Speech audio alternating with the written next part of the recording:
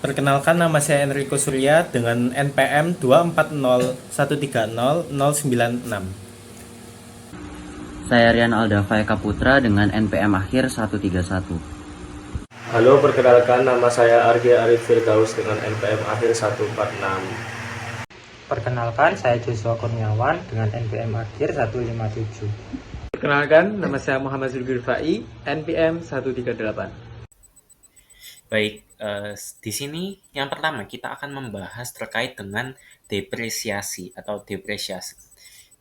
Nah, di sini di subbab depresiasi ini kita akan membahas juga terkait dengan metode-metode untuk mengalokasikan biaya depresiasi ke setiap aset-aset tetap PPI, yaitu plant property dan equipment. Nah, di sini untuk depresiasi sendiri secara garis besar memiliki pengertian sebagai sebuah proses akuntansi dengan cara yang sistematik dan rasional untuk mengalokasikan harga perolehan aktiva tetap. Di sini aktiva tetap seperti yang saya sebutkan tadi, ada PPE, property, plant, dan equipment. Nah, di situ itu menjadi beban pada periode di mana manfaat aktiva itu dikonsumsi. Jadi semisal di sini perusahaan akan mendepresiasikan kendaraannya, mobil dikatakan. Jadi untuk depresiasi sendiri maka itu akan membebankan depresiasinya biasanya di akhir periode untuk 1 tahun konsumsi mobil itu sendiri, konsumsi pemakaian dari mobil itu sendiri. Nah, kemudian untuk sebagai konsep dasar, sebagai tambahan saja, di sini di bab kali ini kita juga akan membahas selain ada depresiasi itu ada amortisasi dan juga depresi. Nah, untuk biaya depresiasi itu sendiri seperti yang saya katakan tadi bahwa itu mencakup aset yang memiliki jangka waktu yang panjang, jangka eh, keberadaannya, kepemilikannya biasanya. Sedangkan untuk amortisasi itu biasanya digunakan untuk mengamortisasi dari aset yang tak berwujud seperti hak paten, lalu goodwill dan lain-lainnya. Kemudian untuk depresi sendiri, ini dikhususkan untuk sumber daya mineral seperti timah, biji, besi, dan lain-lainnya. Seperti hal serupa juga batu bara begitu. Nah, di sini ada faktor-faktor yang terkait dengan proses depresiasi. Nah, di proses depresiasi itu untuk perusahaan melakukan depresiasi terdapat 3 pertanyaan dasar atau setidaknya ada 3 hal yang harus dipenuhi perusahaan dengan menjawab pertanyaan-pertanyaan ini. Untuk pertanyaan yang pertama, dasar penyusutan apa yang harus digunakan untuk aktiva bersangkutan? Seperti yang tadi, baik aset jangka panjang, tak berwujud, dan juga sumber daya mineral, itu harus tahu perusahaan menggunakan metode apa. Apakah depresiasi, amortisasi, dan juga depresi. Ketika sudah dipilih depresiasi misalnya, di sini depresiasi nanti akan menggunakan metode apa, sehingga akan tidak ada kesalahan keberlanjutan di laporan keuangan nantinya. Kemudian pertanyaan yang kedua, berapa umur ekonomis dari aktiva tersebut? Di sini ekonomis itu diartikan sebagai eh, nilai kemanfaatan dari barang tersebut. Apakah barang tersebut diperkirakan bisa sampai berapa tahun, 5 tahun atau 10 tahun, begitu. Sedangkan untuk pertanyaan yang terakhir, yang ketiga, apa metode distribusi harga perolehan atau apportionment cost yang paling baik untuk aktiva tersebut?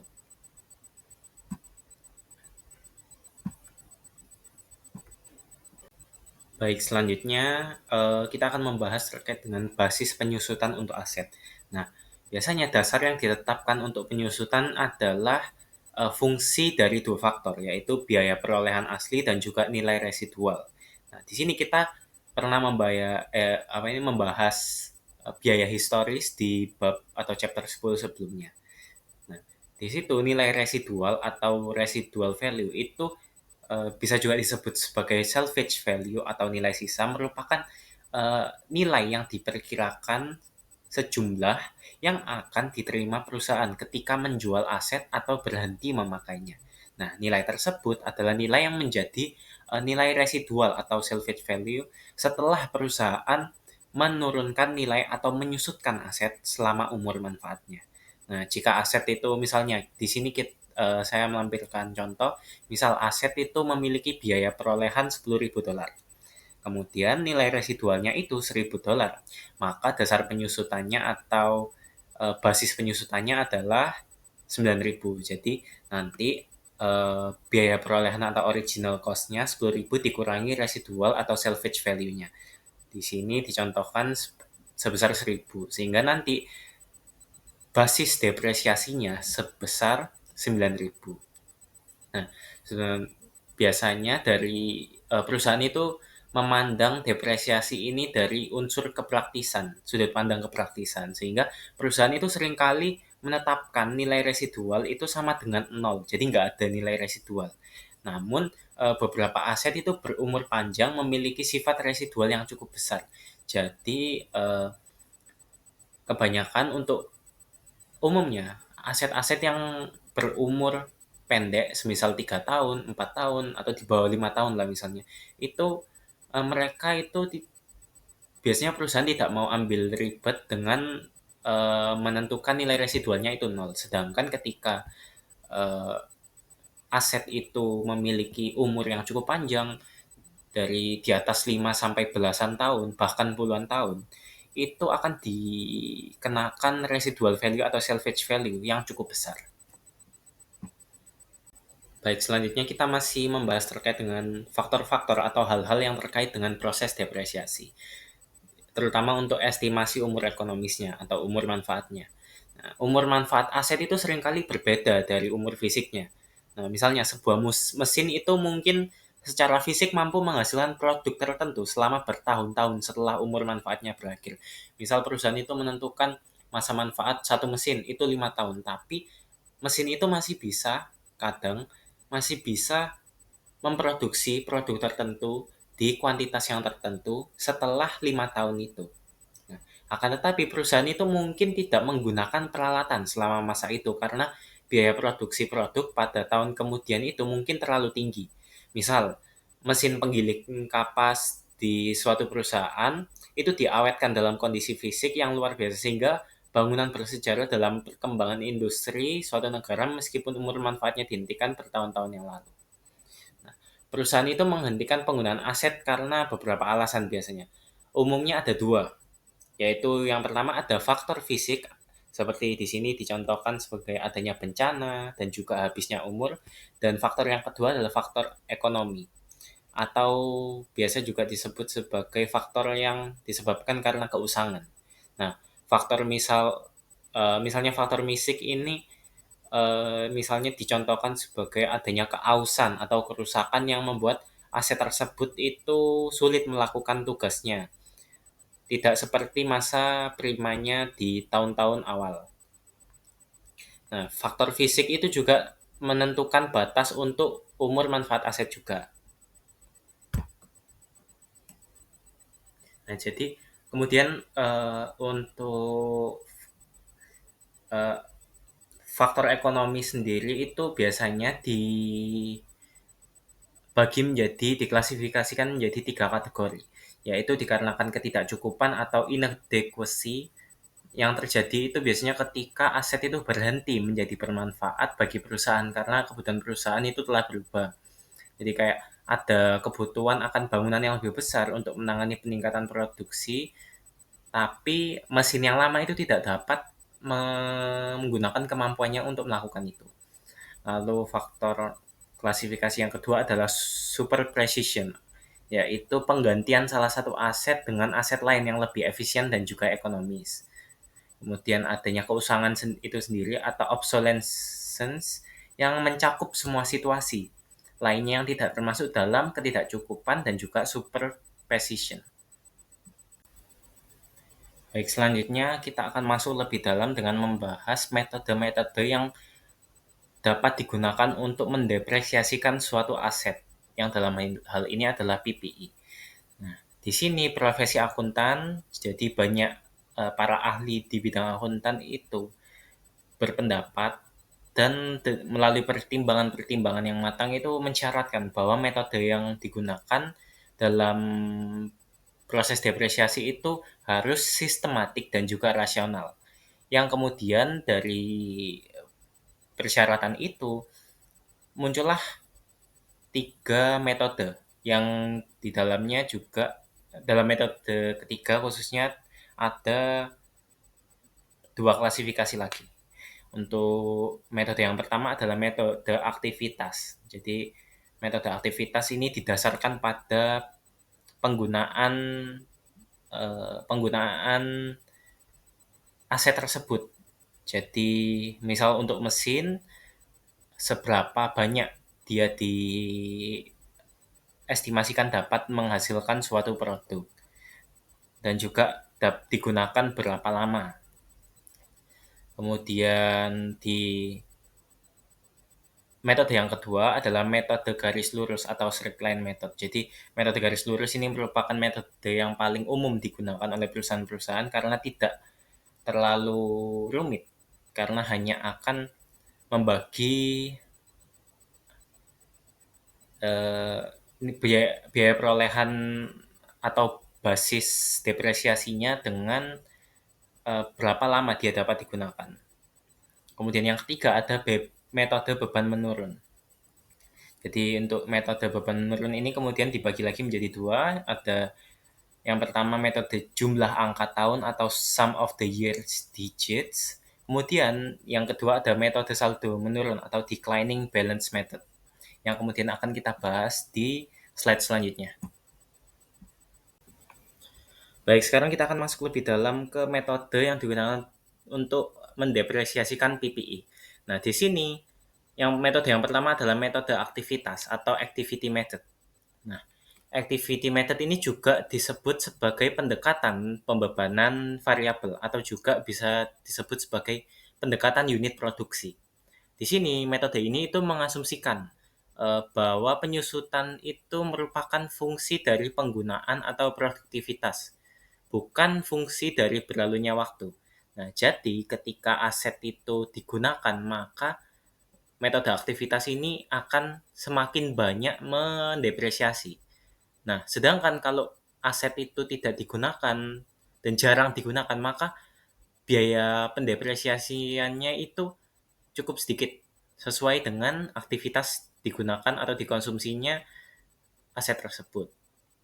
Nah, di sini perusahaan itu akan menganggap umur aset dalam hal output yang dihasilkan atau jumlah unit yang dihasilkan, atau ukuran input berupa biasanya itu jumlah jam kerja dari mesin. Nah, namun secara konseptual hubungan biaya yang tepat itu harusnya bergantung pada output, bukan input yaitu jumlah jam mesin. Tapi seringkali itu output itu nggak bisa diestimasikan atau dihitung secara tepat. Juga tidak mudah untuk diukur. Sehingga dalam kasus tersebut, ukuran input itu kayak jam mesin itu dapat digunakan. Juga dapat digunakan dan itu cukup tepat seharusnya. Nah, di sini kita dapat lihat ada ilustrasi yang saya lampirkan untuk Stanley Coleman Fact. Di sini, jika Stanley diilustrasikan jika Stanley itu menggunakan crane selama 4.000 jam pada tahun pertama, maka pembebanan depresiasinya adalah sebagai berikut. Jadi di sini dirumuskan untuk metode aktivitas itu biaya perolehan atau cost dari asetnya dikurangi dengan residual value. Nah, nanti ketika sudah ditemukan, itu dikalikan dengan hours this year atau jumlah jam digunakannya aset di tahun tersebut. Kemudian setelah itu ditemukan semua akan dibagi. Itu pembaginya adalah total estimate hours-nya atau jumlah total estimasi jamnya. Sehingga itu akan menghasilkan beban penyusutan.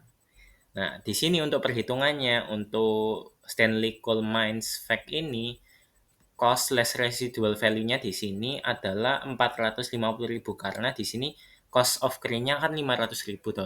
Kemudian dikurangi dengan estimated residual value-nya 50.000 di sini. Kemudian 450.000 itu akan dikalikan dengan 4.000. Dari mana 4.000? 4.000 ini sudah disebutkan di soalnya ini. Jadi Stanley ini menggunakan kerennya selama 4.000 jam ini. Jadi kita memakai 4.000 dari situ. Kemudian dibagi dengan total estimate hours-nya, atau di sini kalau dari soalnya adalah productive life in hours-nya. Yaitu di sini 30.000 hours. Jadi pembaginya adalah 30.000 sehingga didapatlah perhitungan beban penyusutannya adalah 60.000 di tahun itu. Nah, metode selanjutnya yang kedua adalah metode garis lurus, atau di sini adalah bisa juga disebut sebagai straight line method. Nah, di sini metode ini tuh menganggap penyusutan itu sebagai fungsi waktu, berbeda dengan metode aktivitas tadi, dan bukan fungsi penggunaan. Jadi perusahaan akan menggunakan metode ini secara luas karena cukup sederhana seperti yang saya katakan di slide sebelumnya.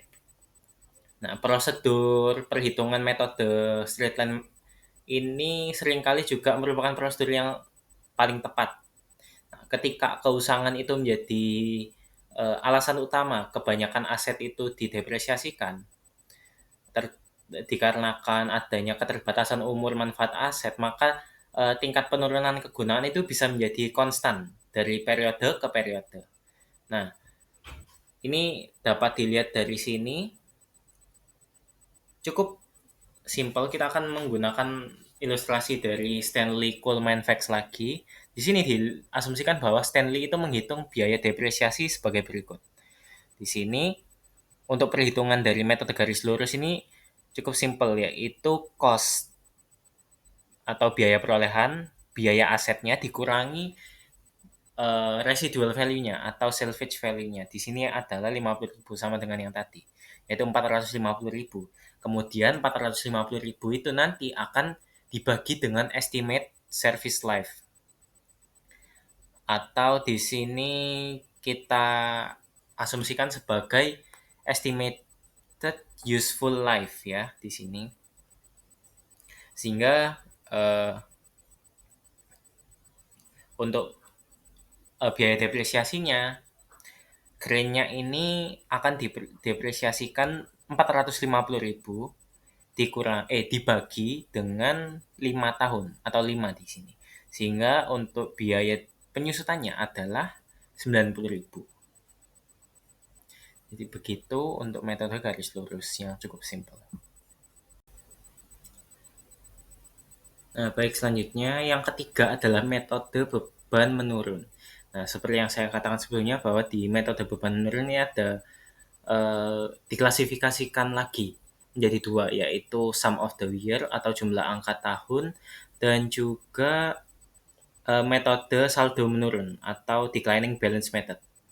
Nah, di sini kita akan membahas untuk sum of the year dulu. Jadi untuk sum of the year itu menghasilkan pembebanan penyusutan yang menurun berdasarkan pada menurunnya fraksi biaya perolehan yang dapat disusutkan. Nah, biaya perolehan di sini itu biaya perolehan yang asli itu dikurangi nilai residual. Nah, setiap fraksi atau tahun itu menggunakan jumlah dari tahun sebagai penyebut. Jadi semisal di sini misalnya estimasikan bahwa suatu aset itu memiliki kegunaan atau masa manfaat 5 tahun, maka di sini penyebutnya adalah 5 ditambah 4 ditambah 3 ditambah 2 ditambah 1. Jadi 15 untuk penyebutnya. Sedangkan untuk pembilang itu merupakan jumlah taksiran umur ekonomis yang tersisa pada awal tahun. Nah, dalam metode ini itu angka pembilang itu akan menurun dari tahun ke tahun. Sedangkan penyebutnya itu tetap konstan. Tetap 15, 15, 15 untuk setiap perhitungan tahunnya. Tiap tahunnya. Nah, pada akhir umur manfaat aset, sisa saldo itu harus sama dengan nilai residual. Jadi di sini dirumuskan N itu adalah masa estimasi manfaatnya, yaitu 5 di sini. Lalu N-nya 5 lagi ditambah 1, lalu dibagi dengan 2.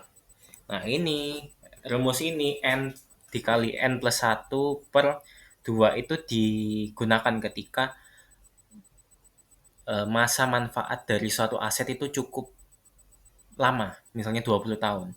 Tidak mungkin juga kan suatu perhitungan itu akan kita tambahkan 20 ditambah 19 ditambah 18 ditambah 17 seterusnya. Jadi menggunakan rumus ini akan lebih memudahkan.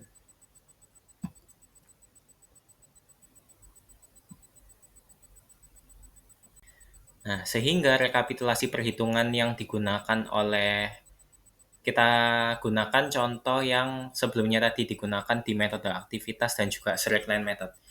Nah, di sini kita tahu bahwa depreciation base atau basis depresiasinya itu kan tadi grain-nya 500.000, cost-nya dikurangi residual value-nya 50.000. Jadi di sini 450.000. Nah, di sini remaining life in years-nya adalah 5. Karena diestimasikan terdapat grain-nya ini masih memiliki waktu atau masa manfaat selama 5 tahun. Sehingga di sini 5 tahun dan akan turun seiring berjalannya waktu. Di sini di tahun kedua, awal tahun kedua remaining life in years-nya 4. Kemudian awal tahun ketiga remaining life in years-nya 3 dan seterusnya. Nah, di sini depreciation fraction-nya itu seperti yang saya jelaskan tadi bahwa setiap tahun sama halnya dengan remaining life in years-nya pembilangnya itu akan terus berkurang sama dengan remaining life in years-nya untuk depreciation fraction-nya. Sedangkan untuk penyebutnya akan konstan di 15, 15, 15. Nah, 15 ini berasal dari tadi itu karena masa manfaatnya 5 tahun diestimasikan, maka perhitungannya 5 ditambah 4 ditambah 3 sampai 1, atau jika dirumuskan 5 dikali 5 plus 1 per 2. Kemudian di sini untuk depreciation expense-nya adalah sebagai berikut. Di sini untuk yang tahun pertama dicatatkan untuk depreciation expense-nya itu sebesar 150.000. Nah, di 150.000 itu didapat dari depreciation base atau basis depresiasinya dikurangi fraksi depresiasinya, yaitu 5 per 15 di sini. Sehingga didapat dari 450 dikali 5 per 15 adalah 150.000. Nah, kemudian perusahaan mencatat nilai buku atau book value dari grain-nya pada akhir tahun adalah 350.000. Nah, 350.000 itu adalah dari 500.000 cost biaya perolehan grain-nya dikurangi dengan depreciation expense-nya. Nah, tadi kita mengurangi cost perolehan dari grain-nya 50.000 dari salvage value-nya itu karena kita ingin menghitung depreciation expense dari tahun ke tahun. Sedangkan untuk book value-nya karena kita belum menerima atau merasakan salvage value-nya, maka kita tidak menghitungnya. Sama seperti yang dikatakan di sebelumnya bahwa di sum of the year digits ini nanti di akhir periode akhiran book value-nya itu akan sama dengan residual atau salvage value-nya. Nah, perhitungannya tadi akan sama begitu terus per tahunnya. Baik, selanjutnya untuk metode beban menurun yang kedua adalah metode saldo menurun atau declining balance method, atau biasa juga disebut sebagai metode saldo berkurang. Nah, metode ini itu menggunakan tingkat penyusutan yang dinyatakan sebagai persentase berupa beberapa kali tingkat penyusutan pada metode garis lurus. Misal, di sini tingkat menurun ganda untuk aset berumur 10 tahun adalah 20%. 2 kali lipat dari tingkat garis lurus, yaitu 1/10 atau 10%. Jadi, di sini masih berkaitan dengan straight line method. Jadi, ketika misal estimasi masa manfaat dari suatu aset itu 10 tahun, maka Tadi kan di straight line method maka 1/10 karena 10 tahun di per tahunnya 1/10. Sedangkan kalau di metode saldo menurun ini 2 kalinya dari tarif garis lurus. Jadi sehingga ketika estimasi masa manfaatnya itu 10 tahun, maka 10% itu tadi dikalikan dengan 2, sehingga untuk persentasenya adalah 20%. Nah, perusahaan itu menerapkan tingkat penyusutan yang konstan atas book value atau nilai bukunya yang menurun setiap tahun. Nah, berbeda halnya dengan metode lain, metode saldo menurun ini tidak mengurangi nilai residual dalam menghitung dasar penyusutan. Nah, ini perlu di garis bawahi ya. Nah, di sini tingkat saldo itu menurun akan dikalikan dengan nilai buku aset pada awal periode. Nah, oleh karena beban penyusutan mengurangi nilai buku aset setiap periodenya, maka penggunaan tingkat saldo menurun yang konstan atas nilai buku yang terus-menerus berkurang itu akan menghasilkan beban penyusutan yang lebih rendah seiring berjalannya waktu. Perusahaan itu biasanya menggunakan berbagai kelipatan dalam praktiknya.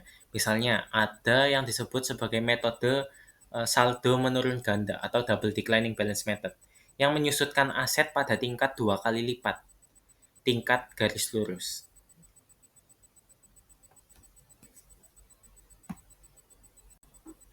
Baik, di sini untuk penyajian tabel rekapitulasi declining balance method adalah sebagai berikut. Jadi di sini book value-nya seperti yang saya katakan sebelumnya bahwa untuk khusus perhitungan declining balance method ini book value-nya itu tidak dikurangi dengan residual value. Nah, kemudian karena di sini masa estimasi masa manfaatnya adalah 5 tahun, jadi 100% dibagi 5 tahun 20% di straight line method, maka di declining balance method akan 40% karena 20% dikali 2. Nah, sehingga di sini depreciation expense untuk tahun pertama adalah 500.000 dikali 40% sama dengan 200.000. Sehingga untuk balance akumulasi depresiasinya di sini masih sama 200.000 karena sebelumnya nggak ada depresiasi. Sehingga untuk book value dari akhir tahun ke 1 pertama adalah 500.000 dikurangi 200.000. Kemudian di tahun kedua, karena tadi book value akhir tahun pertama adalah 300.000, maka di sini first of year-nya di tahun kedua adalah 300.000. Melanjutkan dari akhir tahun pertama. Nah, sama, masih konstan, yaitu rate declining balance-nya adalah 40%. Nah, 40% ini dikalikan dengan 300.000 nanti menghasilkan depreciation expense sebesar 120.000. Di sini akumulasi depresiasinya akan bertambah, yaitu 200.000 di sini ditambahkan dengan 120.000. Sehingga akumulasi depresiasi di tahun kedua adalah 320.000. Nah, di sini nanti untuk book value akhir tahun kedua akan 300.000 dikurangi 120.000 yaitu 180.000. Begitu seterusnya sampai di tahun terakhir. Di tahun terakhir balance accumulated depreciation atau akumulasi depresiasinya itu harus sama dengan book value atau nilai asetnya, biaya perolehan asetnya di awal, yaitu di sini 450.000. Sedangkan untuk book value di akhir tahun masa estimasi masa manfaat dari asetnya itu harus sama dengan residual value atau salvage value-nya.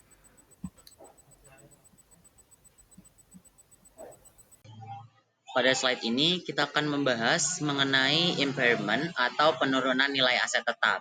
Impairment terjadi ketika sebuah perusahaan tidak mampu memulihkan nilai tercatat atau nilai buku dari aset tersebut, baik melalui penggunaannya maupun dengan menjualnya.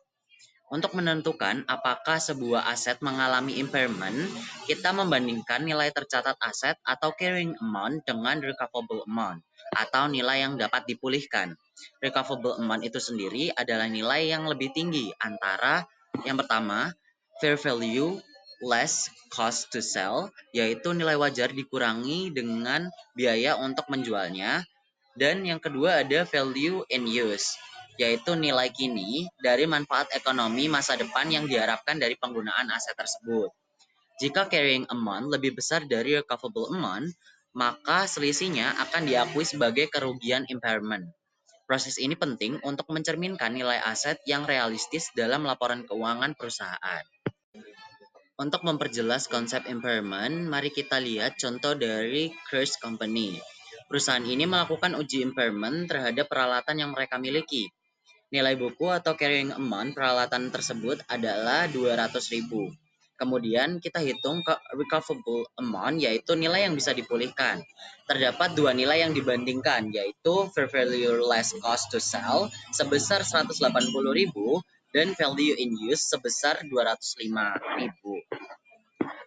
Karena recoverable amount dihitung dari nilai tertinggi antara dua nilai tersebut, maka kita ambil 205.000 rupiah. Karena carrying amount 200 lebih kecil daripada recoverable amount 205.000 rupiah, maka tidak terjadi impairment. Contoh ini menunjukkan pentingnya membandingkan nilai tercatat dengan nilai pemulihan untuk memastikan bahwa aset masih mencerminkan nilai yang wajar.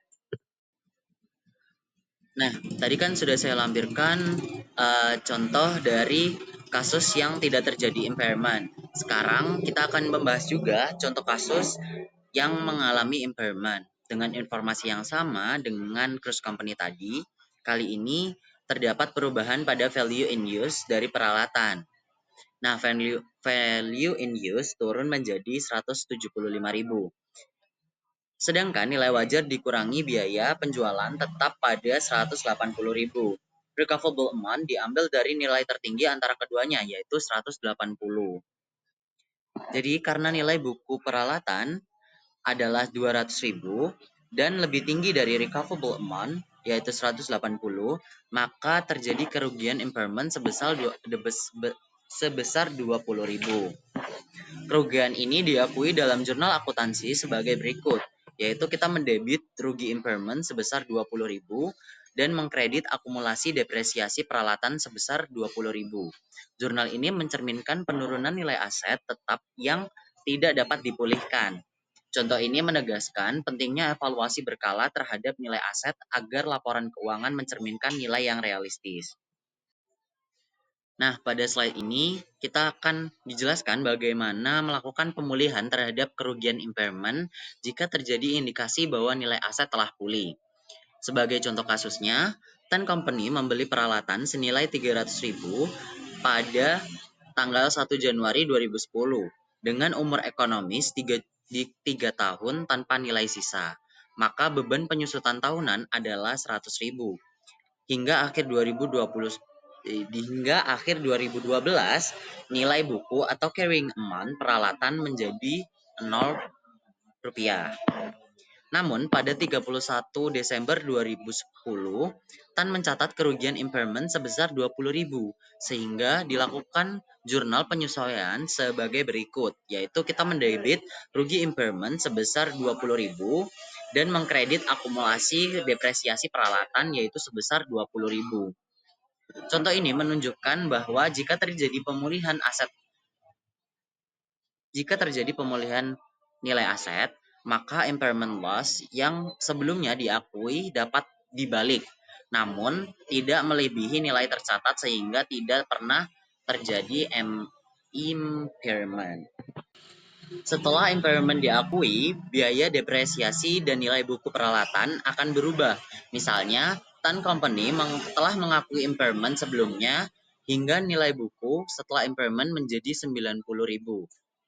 Pada akhir tahun 2011 dan 2012, biaya depresiasi adalah 90.000 dibagi 2, yaitu 45.000 per tahun.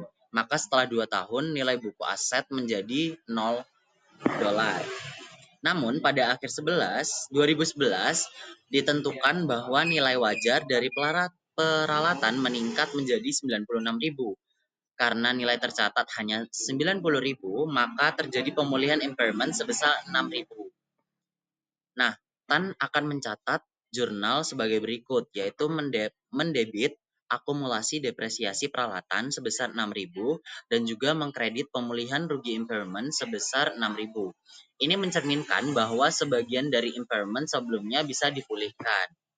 Pemulihan hanya bisa dicatat jika ada indikasi bahwa nilai aset telah meningkat dan jumlah yang dipulihkan tidak boleh melebihi nilai tercatat seandainya tidak pernah ada impairment.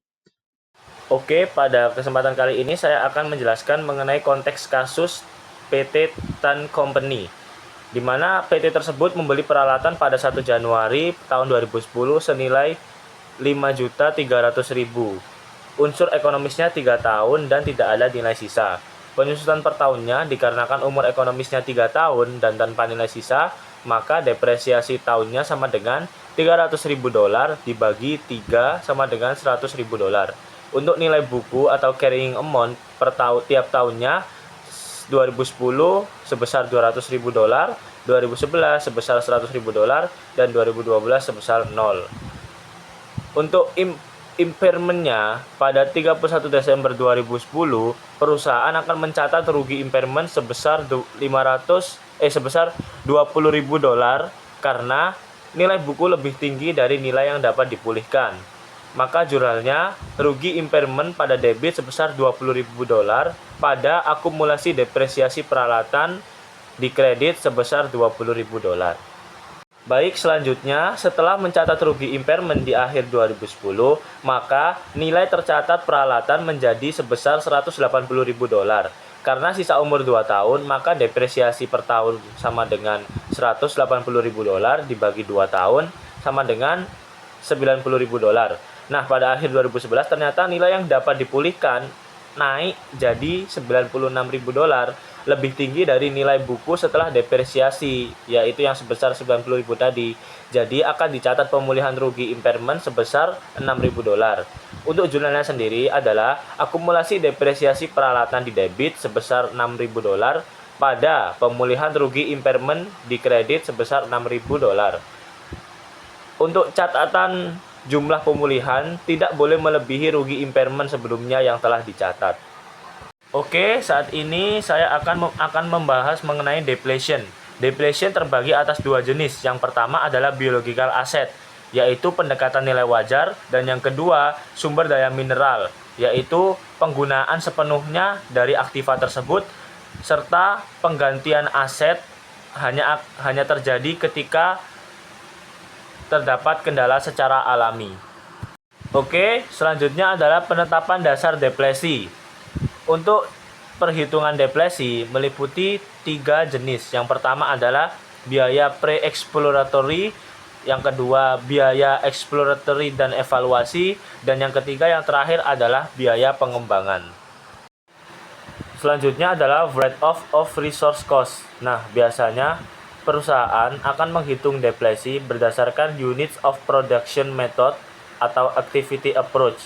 Depresi adalah fungsi dari jumlah unit yang diekstraksi selama periode berjalan. Untuk perhitungannya sendiri, total biaya dikurangi nilai sisa per atau dibagi total estimasi unit yang tersedia, maka akan menghasilkan biaya depresi per unit. Unit yang diekstraksi akan dikalikan biaya per unit sehingga akan menghasilkan depletion. Selanjutnya adalah estimasi cadangan yang dapat dipulihkan. Yang pertama, sama dengan akuntansi untuk perubahan estimasi umur ekonomis PPE. Selanjutnya, merevisi tingkat depresi berdasarkan prospektif basis. Dan yang ketiga, yang terakhir, membagi biaya yang tersisa dengan estimasi baru cadangan yang dapat dipulihkan. Untuk slide selanjutnya akan dijelaskan oleh rekan saya. Terima kasih. Nah, oke, selanjutnya ada dividen. Di depreciation itu ada dividen likuidasi. Nah, dividen lebih besar dari jumlah akumulasi laba bersih. Nah, ini bagaimana perlakuannya? Kita lihat ilustrasinya. Kalahan memiliki laba ditahan sebesar 1.650.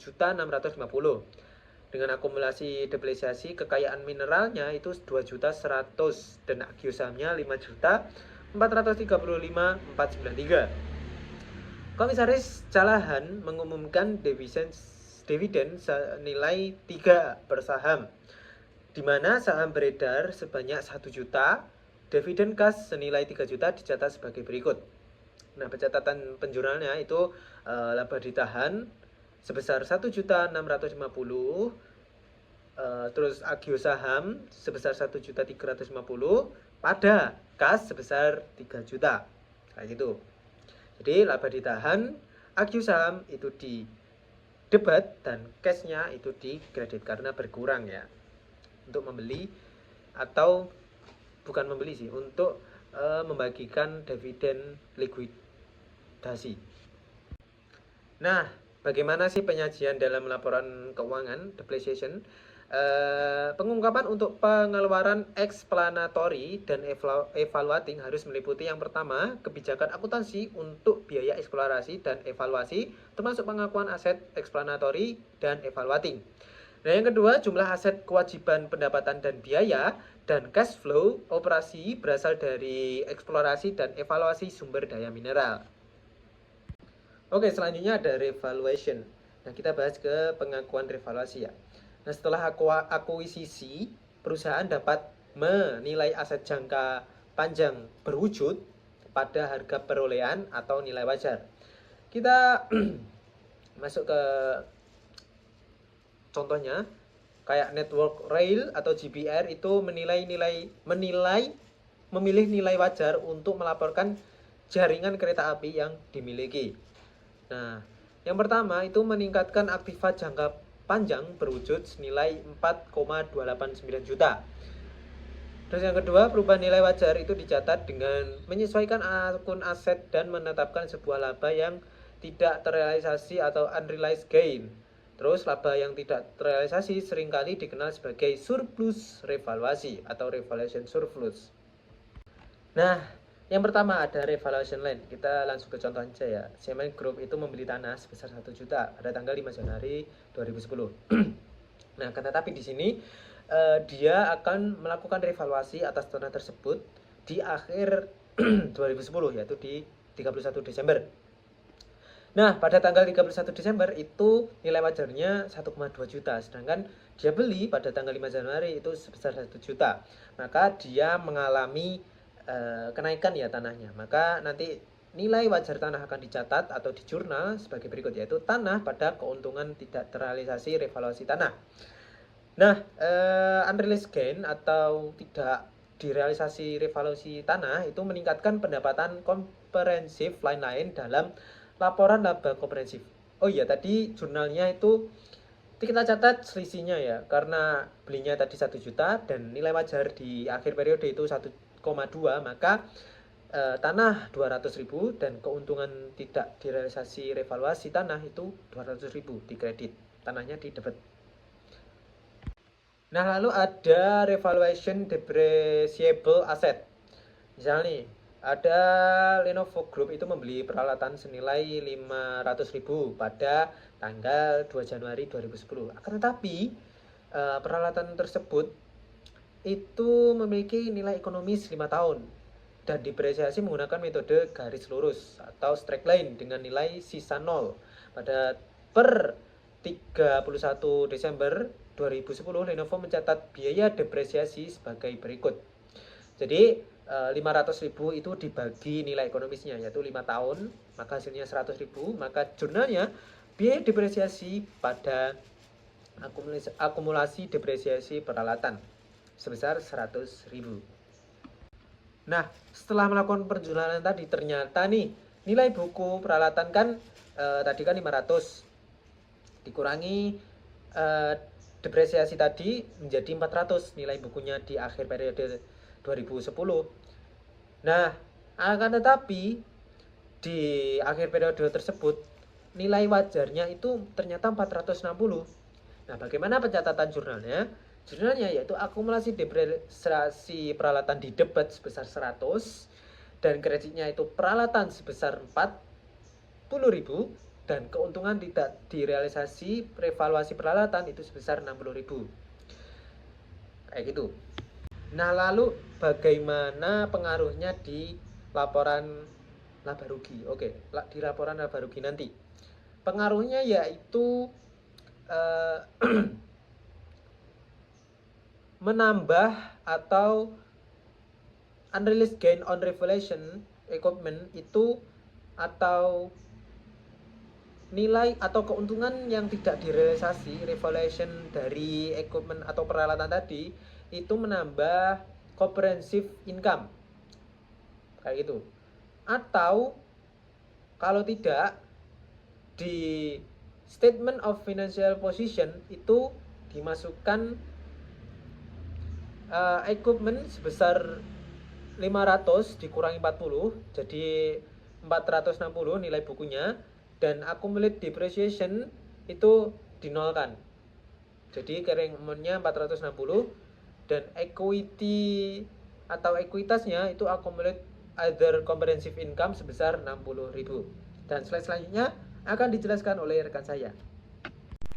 Oke, selanjutnya yaitu revaluation, yang di dalamnya itu terdapat subtema revaluation issues atau revaluasi isu revaluasi. Nah, revaluation issue adalah masalah atau isu yang muncul terkait penilaian kembali atau revaluasi atas aset tetap atau aset lainnya dalam akuntansi. Revaluasi dilakukan untuk mencerminkan nilai wajar atau fair value aset tersebut pada saat tertentu, biasanya karena adanya perubahan signifikan dalam nilai pasar.